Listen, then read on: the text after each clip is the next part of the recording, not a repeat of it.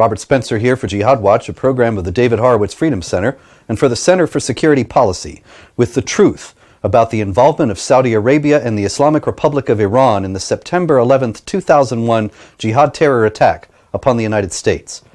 The 28-page section of the 9/11 report detailing Saudi involvement in 9/11 has finally been released, albeit with substantial portions still redacted, and it is now clear why one president who held hands with the Saudi king and another who bowed to him worked so hard all these years to keep these pages secret. They confirm that the 9/11 jihad murderers received significant help from people at the highest levels of the Saudi government. The report states that Omar al-Bayoumi, who may be a Saudi intelligence officer, gave substantial assistance to hijackers Khalid al-Mindhar and Nawaf al-Hamzi after they arrived in San Diego in February 2000. Al-Bayoumi met the hijackers at a public place shortly after his meeting with an individual at the Saudi consulate. Around the same time, Al-Bayoumi had extensive contact with Saudi government establishments in the U.S.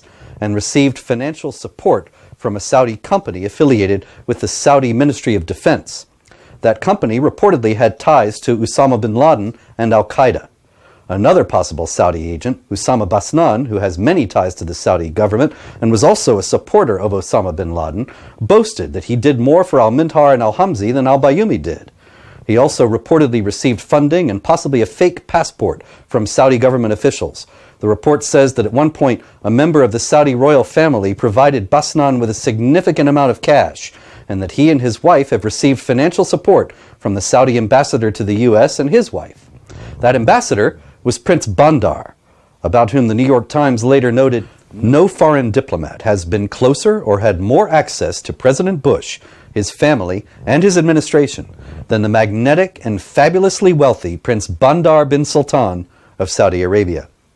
Then there was Sheikh al-Tumairi, an accredited diplomat at the Saudi consulate in Los Angeles and one of the imams at the King Fahad Mosque in Culver City, California, who may also have been in contact with al-Mindhar and al-Hamzi.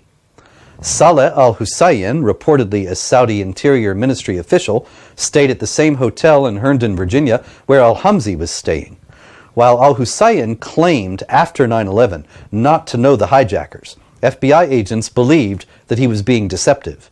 He was able to depart the United States despite FBI efforts to locate and re-interview him.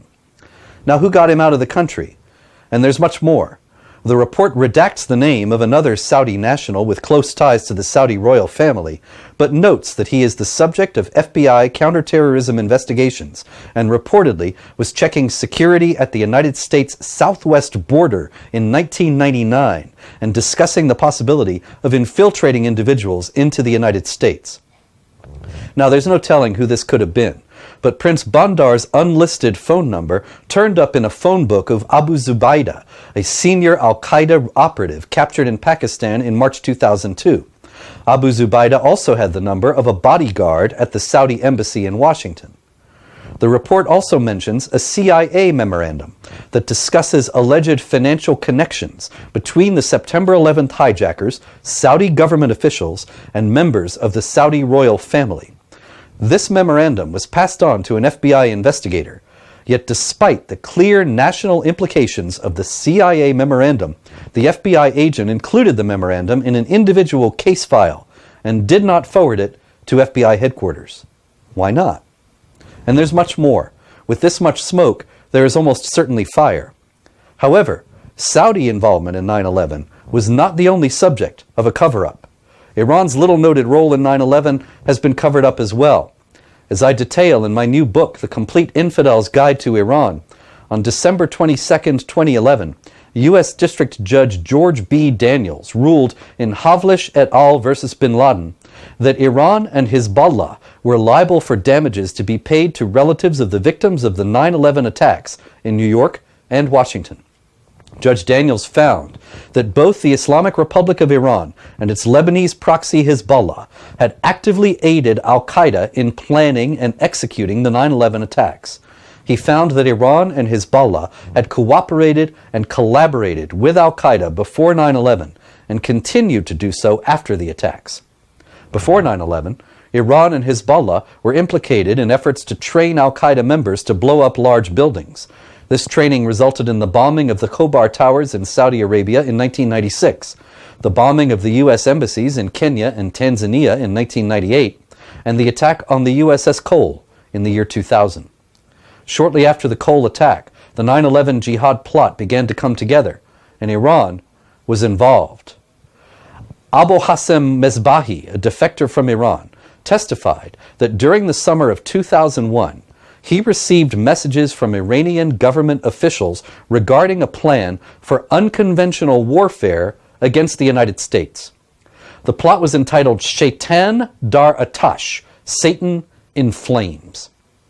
Now, Satan in Flames was the Iranians' elaborate plot to hijack 3 passenger jets, each packed full of people, and crash them into American landmarks. The World Trade Center, which jihadis took to be the center of American commerce and the center of the American economy, the Pentagon, which of course was the center of Americans' military apparatus, and the White House. A classified National Security Agency analysis referred to in the 9/11 Commission report reveals that 8 to 10 of the 9/11 hijackers traveled to Iran repeatedly in late 2000 and early 2001. The 9/11 Commission called for a U.S. government investigation into Iran's role in 9/11, but none was ever undertaken. And so Kenneth R. Timmerman of the Foundation for Democracy in Iran was, in his words, engaged by the Havlish attorneys in 2004 to carry out the investigation the 9/11 Commission report called on the U.S. government to handle. Timmerman noted during the 9/11 hijackers' trips to Iran that they were accompanied by senior Hezbollah operatives who were in fact agents of the Iranian regime. Iranian border agents, when they traveled to Iran, did not stamp their passports, so that their having been inside the Islamic Republic would not arouse suspicion when they entered the United States. The CIA, embarrassed by its failure to recognize the import of these trips, tried to suppress this revelation. However, Kenneth Timmerman contends that even the available evidence is explosive enough.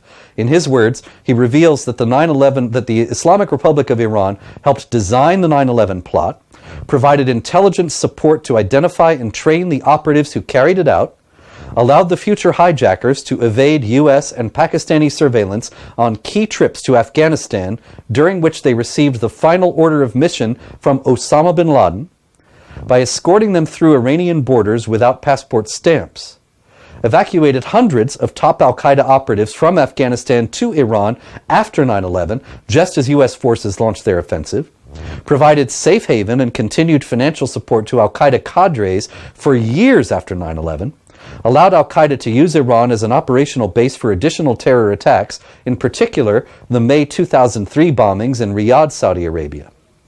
Now, the Ayatollah Khamenei, the supreme leader of Iran, he knew about the 9/11 plot. During the summer of 2001, he instructed Iranian agents to be careful to conceal their tracks.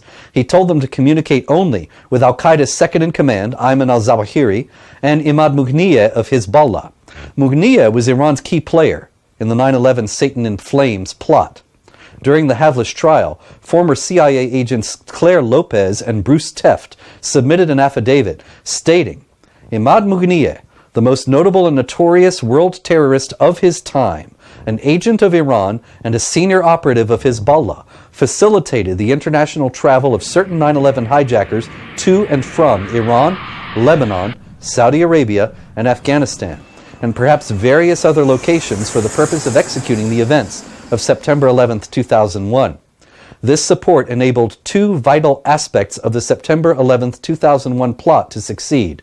1, the continued training of the hijackers in Afghanistan and Iran after securing the United States visas in Saudi Arabia, and 2, entry into the United States.